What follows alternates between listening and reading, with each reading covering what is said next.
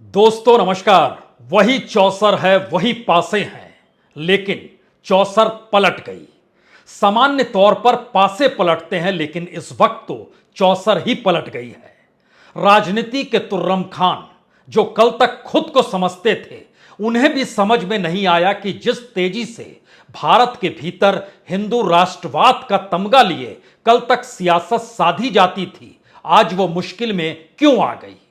यह भी समझ में नहीं आया कि इस दौर में जातीय समीकरण के आधार पर सोशल इंजीनियरिंग का जो पाठ इस देश के भीतर पढ़ाया गया, वह भी बेलगाम कैसे हो गया।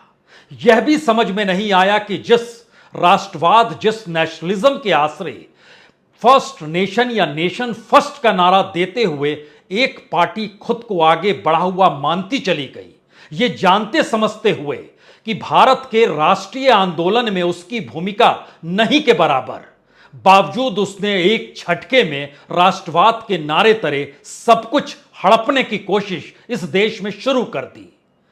लेकिन बहुत सिलसिलेवार तरीके से इस राजनीति की महीन गलियों में अब जरा कदम रख के एक क्षण के लिए सिर्फ यह सोचिए, जिन बातों का जिक्र बीते 9 बरस से हो रहा था, अगर कोई एक झटके में उसे 6 महीने के भीतर छीन ले और एक एक करके तमाम पायदान पर वह राजनीतिक दल दूर और हाशिए पर भटकता हुआ दिखाई दे, तो उस राजनीति और उस राजनीतिक दल की स्थिति क्या होगी। तो क्या वाकई राहुल गांधी ने भारत जोड़ो यात्रा और उसके बाद कर्नाटक की चुनावी जीत और उसके बाद इंडिया शब्द जिस रूप में आत्मसात राजनीतिक तौर पर किया, उसने बीजेपी को संकट में डाल दिया, उसने आरएसएस के सामने मुश्किल खड़ी कर दी, उसने बीजेपी और आरएसएस के उस चेहरे को एक झटके में गोते लगाने पर मजबूर कर दिया, जहां एनडीए की बैठक में खुद के बारे में कहने से हटकर खुद प्रधानमंत्री नरेंद्र मोदी, जो एनडीए की बैठक में अगुवाई करते हुए चेहरा लिए नरेंद्र दामोदर दास मोदी के तौर पर थे, और वह बताने में लग गए कि उनसे जो भी गलतियां हुई उन गलतियों को भूल जाइए। तो क्या ऐसी स्थिति इस तेजी से आएगी, किसी ने इसकी कल्पना की थी। हमें लगता है कि राजनीतिक गलियों से आज गुजरने की जरूरत है, जिसके दायरे में हिंदू राष्ट्रवाद आता है, जिसके दायरे में इस देश में नेशनलिज्म आता है, जिसके दायरे में इस देश में हर मुद्दा और कमोवेश हर पॉलिसी को लेकर अगर बीजेपी ने पाठ यही पढ़ाया कि राष्ट्रवाद यही है और एक झटके में वही राष्ट्रवाद उनकी अपनी राजनीतिक जमीन को ही छीन ले, तो बचेगा क्या। शायद इसीलिए इस दौर में प्रधानमंत्री नरेंद्र मोदी या एनडीए की अगुवाई करते नरेंद्र मोदी बौखलाए हुए हैं। उनके सारे शब्द, उनके सारे भाषण, उनके सारे तर्क एक झटके में अपने आप को बचाने की ऐसी लड़ाई लड़ रहे हैं, जहां उन्हीं का राष्ट्रवाद उन पर भारी पड़ जाए। तो आइए इस गली से गुजरते हैं। इसकी शुरुआत तो हमें लगता है नोटबंदी से कीजिए। जब नोटबंदी इस देश में लागू की गई, तो प्रधानमंत्री के उस भाषण को आज भी उठाकर देख लीजिए। नोटबंदी इस देश के लिए क्रिएट की गई थी। यह एक नेशनलिज्म था, जिसमें इस देश की ब्लैक मनी, जो इस देश को खोखला कर रही है, इंडिया को खोखला कर रही है, उसको कहीं ना कहीं अनुकूल करना था, साधना था। जो टेररिज्म के पास पैसा जा रहा है, वह इस देश और इंडिया को किस तरीके से एक लिहाज से मुश्किल हालातों में ले जा रहा है, उसे भी साधना था, और इंडिया की जरूरत यही थी।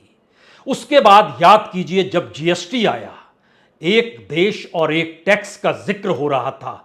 एक देश के भीतर कई टैक्स कैसे चल सकते हैं, और तब भी इंडिया का ही जिक्र था।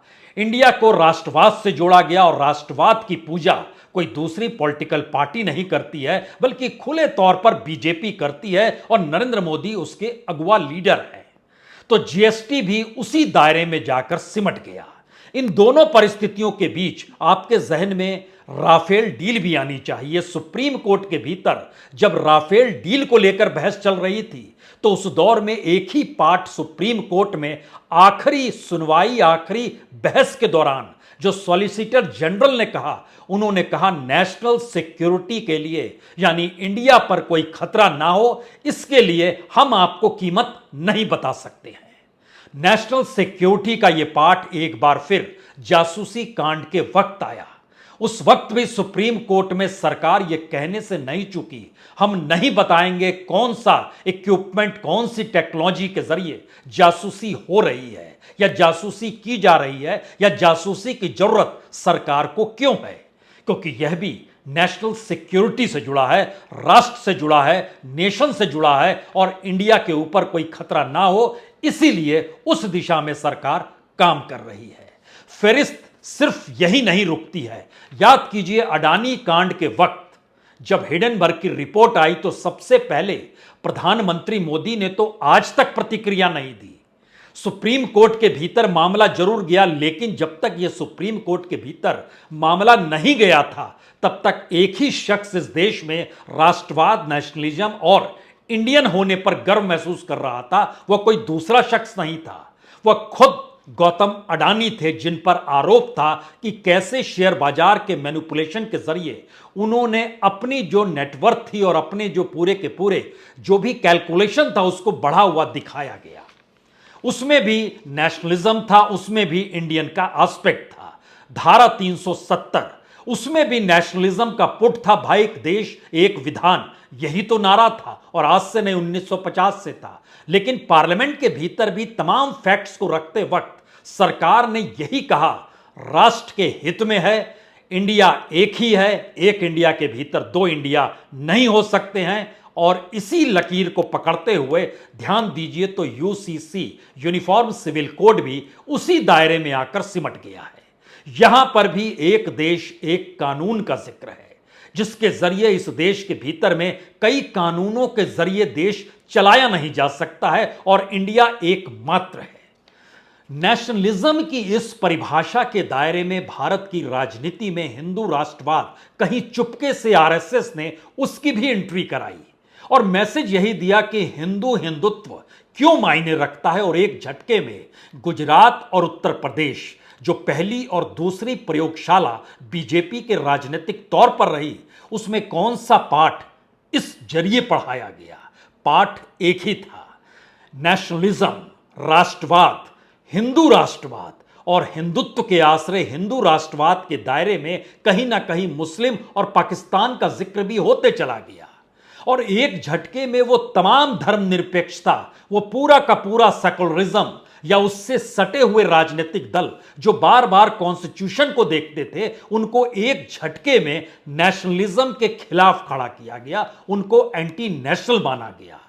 देशद्रोही के कितने मामले इस देश में एक के बाद एक 2014-15 से जो दर्ज होने शुरू हुए, तो जब तक सुप्रीम कोर्ट नहीं जागा और सुप्रीम कोर्ट ने उस पर रोक नहीं लगाई तो देश के भीतर ही उस अंग्रेजों के द्वारा बनाए गए कानून को लागू करने से भी सरकार सत्ता नहीं घबराई, नहीं कतराई। और इस पूरी प्रक्रिया के भीतर दो ही तो मंत्र थे और दो ही तो यंत्र थे। यह दोनों परिस्थितियां क्या थी? एक तरफ मोदी सत्ता थी, दूसरी तरफ गोदी मीडिया था।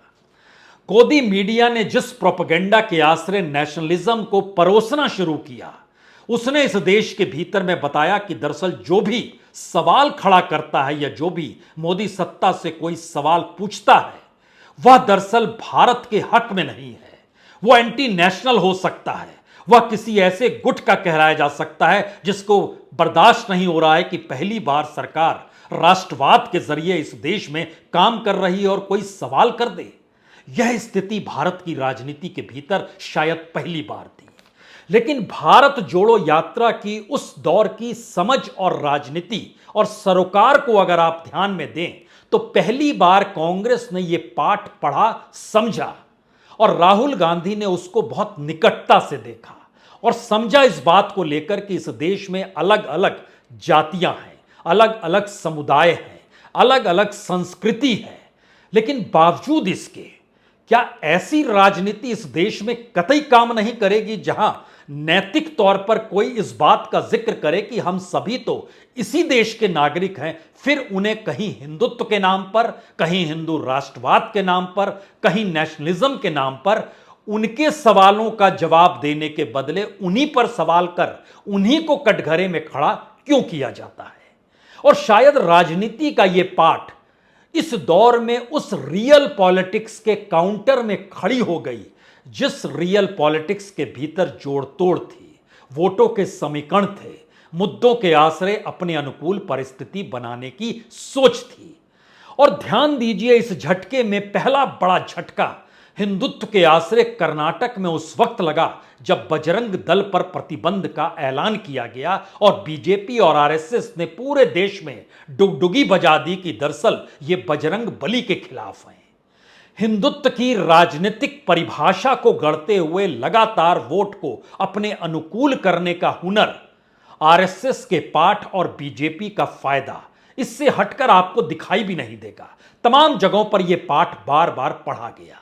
लेकिन जब कर्नाटक ने बीजेपी को हार दे दी, उस चेहरे को हार दे दी जिस चेहरे के आश्रय बीजेपी अपने आप को हमेशा जीतती हुई महसूस करती थी, और आरएसएस को लगता था कि दरअसल उसके भीतर के जो विचार हैं, उसके भीतर की जो धारा है, उसको अगर गवर्नेंस के जरिए मोदी सत्ता इस देश में धीरे धीरे सही लागू कर रही है तो क्या फर्क पड़ता है। लेकिन जनता के सामने यह बड़ा सवाल था, क्या वाकई यही देश की संस्कृति है, यही देश की समझ है, यही देश का संविधान है, और क्या इंडिया का मतलब यही है। और यह सवाल जो शुरू हुआ कर्नाटक की राजनीतिक हार के बाद, इंडिया शब्द ने एक झटके के भीतर उस तमाम राजनीतिक सत्ता की चूलें हिलानी शुरू कर दी, और उस गोदी मीडिया के सामने एक बड़ा सवाल खड़ा हो गया। अब वह किस भाषा में और किस तरीके से उन सवालों पर जवाब नहीं मांगेगा जो सवाल इंडिया कर रहा होगा। और शायद इसीलिए ध्यान दीजिए, सबसे ज्यादा एग्रेसिव रहने वाले असम के मुख्यमंत्री ने एक झटके में इंडिया शब्द हटा दिया और भारत चस्पा कर दिया। उसके बाद बीजेपी के भीतर, और सोशल मीडिया और आईटी सेल बीजेपी का है, उसने भी सवाल खड़ा किया कि इंडिया तो अंग्रेजों की देन है, हम तो हिंदुस्तान हैं। ये भूल गए कि हिंदुस्तान भी पहली बार मुगलिया सल्तनत में दिया गया था। लेकिन फिर भी लड़ाई भारत की होनी चाहिए, यह शब्द भी उभर कर आने लगा। लेकिन कल जब एनडीए की बैठक हुई और उस बैठक के आखिर में प्रधानमंत्री का जो भाषण चला, उस भाषण के एक एक लफ्ज को सुनिए और पढ़िए, क्योंकि उसमें गुहार लगाई जा रही है कि हम सही हैं, हमारे अनुकूल आप लोग खड़े रहिए, हम ही को वोट दीजिए और हमको तीसरी बार जिता डालिए, और हर किसी को मेहनत मशक्कत करनी है, हर किसी को, चाहे वो राजनीतिक दल अभी भी रिकॉग्नाइज ही क्यों ना हो इलेक्शन कमीशन के जरिए, लेकिन हर किसी को करना है। और जाति समीकरण के आश्रय बीजेपी के भीतर 17 नेता ऐसे हैं जो सिर्फ जातीय राजनीति के आधार पर बड़े हुए और उनकी राजनीति साधने की कला वही थी, वह एनडीए में शामिल हो गए। दूसरी तरफ इंडिया के भीतर ऐसे 7 नेता हैं जिनकी जातीय राजनीति के जरिए पहचान है। तो क्या दुगने से ज्यादा की परिस्थिति को जीते हुए बीजेपी जातीय राजनीति पर कोई ठोस तरीके से तर्क दे सकती है? नहीं दे सकती है। यह ठीक वैसे ही है कि हमारे साथ जातिगत समीकरण एक एक सीट के जुड़ जाए, वो निषाद हो या राजभर हो, वो चाहे मांझी हो चाहे वीआईपी पार्टी हो, कोई हो, किसी भी रूप में हो, हमारे साथ जुड़ जाना चाहिए। और इसके ठीक समानांतर जब करप्शन का सवाल आया, वह मुद्दा भी हाथ से निकल गया। यानी एक झटके में 4 मुद्दे ऐसे थे जिसको ताना बाना बुनकर बीते 9 बरस से इस देश में एक चारपाई बनाई गई और उस चारपाई पर लेटकर मजा लिया गया। वो 4 ताने बाने हिंदुत्व का राग था, वो राष्ट्रवाद और नेशनलिज्म की धुन थी, उसमें जातीय समीकरण के आधार पर इस देश को बांटने की कला थी, और इन परिस्थितियों के आश्रय एक जिक्र करप्शन का था और सामने वाले को भ्रष्ट बताते हुए खुद को पाक साफ बताने की सोच थी। और उसके लिए हथियार तैयार किए गए। इस देश के भीतर में जांच प्रीमियम एजेंसी, जिसको ईडी कहिए या सीबीआई कहिए, उसके जरिए चीजों को क्रिएट किया गया। लेकिन एक झटके में कर्नाटक के दौर में हिंदुत्व का राग और अब इंडियन शब्द आने के साथ राष्ट्रवाद की परिस्थिति जब धराशायी हुई है, तो इस देश की राजनीतिक मैथमेटिक्स और केमिस्ट्री एक झटके में बीजेपी को डराने लगी है। प्रधानमंत्री मोदी को भी डराने लगी है, क्योंकि वो जानते हैं जिस हिडनबर्ग रिपोर्ट आने के बाद अडानी ये कहने को मजबूर हो गए कि मैं राष्ट्रवादी, मैंने इस देश के लिए काम किया। हालांकि यह सवाल बार बार इस देश के भीतर से उठता है और हम लोगों ने भी किया कि इस देश के वह कॉरपोरेट बतला दे कि उनका कौन सा प्रोडक्ट इस देश की जनता के लिए लाभदायक है। किसी एक प्रोडक्ट का नाम बना दें, क्योंकि इस देश की मैन्युफैक्चरिंग सेक्टर का बंटाधार इस देश की आर्थिक नीतियों के जरिए हुआ है और नेटवर्थ का बढ़ने का मतलब यह था कि सरकार द्वारा कौड़ियों के मोल इस देश की संपत्ति का ट्रांसफर कैसे हो रहा है। यही नेटवर्थ और यही कैलकुलेशन और यही मैनिपुलेशन इस दौर में चलता रहा देश के भीतर और जो नजर आता था शेयर बाजार के जरिए। लेकिन राजनीतिक तौर पर जब वह एक हथियार के तौर पर कांग्रेस ने बनाया और उठाया, तब यह सवाल खड़ा हो गया बीजेपी इस रास्ते कितना लंबा चल सकती है। तो सवाल दो तीन एक झटके में है। भारत जोड़ो यात्रा ने जवाब दिया भेदभावपूर्ण बहुसंख्यकवाद का, उस यात्रा ने जवाब दिया हिंसक राष्ट्रवाद का, उस यात्रा ने जवाब दिया कि जो सेकुलरिस्ट पार्टियां हैं, जो धर्मनिरपेक्ष दल हैं, उनको राष्ट्रवाद के फ्रेमवर्क से कैसे बीजेपी और आरएसएस ने बाहर कर दिया। जबकि आरएसएस का स्वतंत्रता आंदोलन में कोई हिस्सेदारी नहीं थी, इसीलिए पहली बार नेशन फर्स्ट का नारा देने वाली पॉलिटिकल पार्टी यानी बीजेपी अब फंस गई। क्योंकि जब इंडियन नाम दिया जा रहा था तो उस बैठक में इस बात का भी जिक्र था कि तमाम पॉलिटिकल पार्टीज के नेताओं के जो परदादा फोरफादर्स जो रहे होंगे, उन्होंने इस देश के राष्ट्रीय आंदोलन में हिस्सा लिया और राष्ट्रीय आंदोलन के बाद इस देश को आजादी मिली। यह देश इंडिया के तौर पर खड़ा हुआ। तो क्यों नहीं अब इंडिया की लड़ाई और इंडिया को बचाने की लड़ाई लड़ी जाए, जिससे इस मैसेज में कोई ना फंसे कि लड़ाई सत्ता हथियाने की है, यह भारत यानी इंडिया को बचाने की लड़ाई है। और यहीं से कुछ बातें मैथमेटिक्स के तौर पर जब आप समझना शुरू करेंगे तो इसको खुले तौर पर समझिए कि अगर आप ओल्ड एनडीए देखें, उसमें तीन पॉलिटिकल पार्टी का जिक्र आज जरूरी है। एक जनता दल यूनाइटेड, एक शिवसेना और एक अकाली दल। इन तीनों ने कुल मिलाकर 2019 में 36 सीटें जीती। इन तीनों के पास जो वोट बैंक था, उनको जो वोट मिला वो 4.16% था। यह तीनों इस दौर में बीजेपी से दूर हो गई और तीनों के आरोप यही रहे कि बीजेपी उन्हें खत्म करना चाहती है उनकी अपनी राजनीतिक जमीन पर ही। और उसके बाद जिन राजनीतिक दलों की एंट्री होती चली गई, उसमें कोई भी नाम आप ले सकते हैं। एकनाथ शिंदे का लीजिए, अजीत पवार का लीजिए, अपना दल का लीजिए, निषाद का लीजिए, सुहेल देव भारतीय समाज पार्टी का लीजिए, एलजेपी का लीजिए, हम का लीजिए, वीआईपी का लीजिए, आरएलजेपी का लीजिए, असम से असम गण परिषद का लीजिए, हरियाणा से हरियाणा लोकहित पार्टी का लीजिए, झारखंड से झारखंड स्टूडेंट यूनियन का लीजिए, तमिलनाडु से ले लीजिए पीएमके का और तमिल मनीला कांग्रेस का, किसी का भी नाम जोड़ते चले जाइए। इन सभी के वोट बैंक जो हैं वह 1.25% तक ही आ पाते हैं और इन तीन राजनीतिक दलों के 4.16 यानी एक झटके में 3% वोट कम हो गए। बीजेपी बौखला गई। राजनीतिक तौर पर वह एक एक वोट की दिशा में बढ़ने की स्थिति में आ गई। और जो इंडिया है, खास तौर से तीन राज्यों में, उन तीन राज्यों के भीतर में 130 सीटें आती हैं, जो सही मायने में इंडिया का हिस्सा आपको बिहार में दिखाई देगा। वहां पर एनडीए के पास 24.5% वोट और इंडिया के पास 44.87% वोट। बंगाल के भीतर एनडीए के पास 41% 41% वोट और इंडिया के पास 55% से ज्यादा वोट, जिसमें टीएमसी, लेफ्ट और कांग्रेस तीनों को जोड़ दीजिए। तीसरा स्टेट है महाराष्ट्र। यहां पर एनडीए के पास 37.4% वोट, जिसमें अजीत पवार और एकनाथ शिंदे के भी उस वोट को शामिल कर लिया गया जो कि एक साकाल के सर्वे के जरिए निकल कर आया। तो 37.4% एनडीए के हाथ में महाराष्ट्र में और इंडिया के पास 46.7%।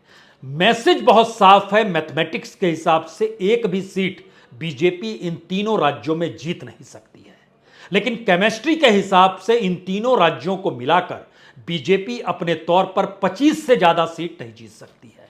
मामला फंस गया। एक झटके में 303 से नीचे आकर राजनीति शुरू हो गई, जहां पर आपके पास 250 सीट है। तो उसके बाद इस देश के भीतर अगर आप कर्नाटक में जाएंगे, अगर आप उत्तर प्रदेश में जाएंगे, या फिर जहां पर सीधा सामना बीजेपी और कांग्रेस का है, जहां इंडिया नहीं है, क्या आप कल्पना कर सकते हैं 162 सीट, यानी राजस्थान, मध्य प्रदेश, छत्तीसगढ़, हिमाचल, उत्तराखंड, गुजरात, तेलंगाना, असम, हरियाणा और उड़ीसा, यहां पर 162 सीटों में से बीजेपी ने 126 सीटों पर जीत हासिल की थी। कांग्रेस के पास महज 10 सीटें थी। लेकिन जब आप राष्ट्रवाद और हिंदुत्व का कार्ड छीन लेते हैं, जातीय समीकरण में सेंध लगा देते हैं, करप्शन की मोहर आप ही के छाती पर तमगे के तौर पर मौजूद नजर आती है, तो यह जो 126 सीटें नजर आ रही है वह एक झटके में 50 से नीचे आती हुई बीजेपी को दिखाई देती है। तो एक झटके में 303 से 250 और 250 से 200 के नीचे आकर परिस्थिति खड़ी हो जाती है।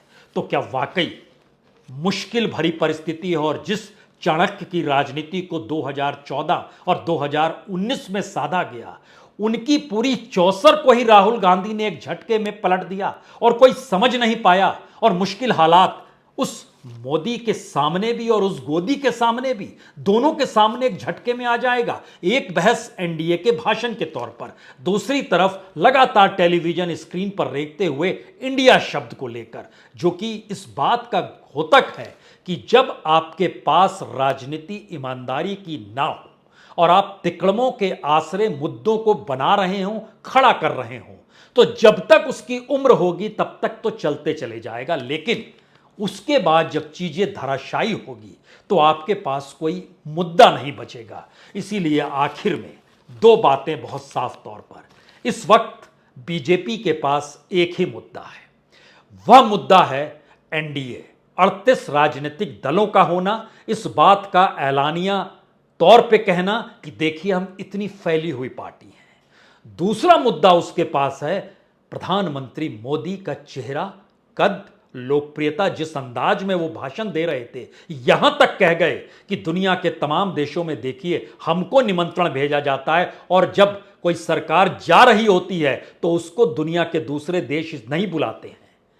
ऐसी स्थिति तो मनमोहन सिंह के साथ भी नहीं आई थी। 2012-13 में कांग्रेस डगमगाई हुई थी, लेकिन मनमोहन सिंह को अंतर्राष्ट्रीय तौर पर पूछा जा रहा था। सवाल दुनिया के किसी भी देश के लिए उस देश का बाजार है, पूंजी है, वहां का नेता नहीं है। और नेता को इसलिए बताया और बुलाया जाता है कि वही तो उसको रिप्रेजेंट कर रहे हैं। लेकिन तर्क देने की स्थिति इस हद तक आ जाएगी और घबराहट इस हद तक होगी, इसकी कल्पना तो किसी ने नहीं की होगी, जो एक झटके में उभरकर सामने आ गई।